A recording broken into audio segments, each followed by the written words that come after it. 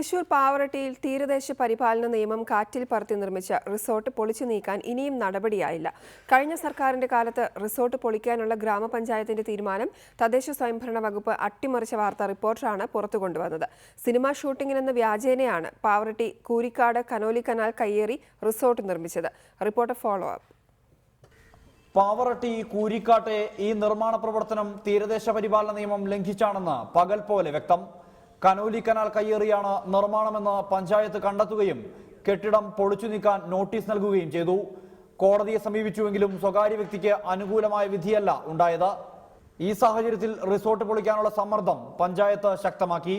ഈ ഘട്ടത്തിലാണ് കഴിഞ്ഞ സർക്കാരിന്റെ കാലത്ത് തദ്ദേശ സ്വയംഭരണ വകുപ്പ് സ്വകാര്യ വ്യക്തിക്ക് അനുകൂലമായി രംഗത്തെത്തുന്നത്.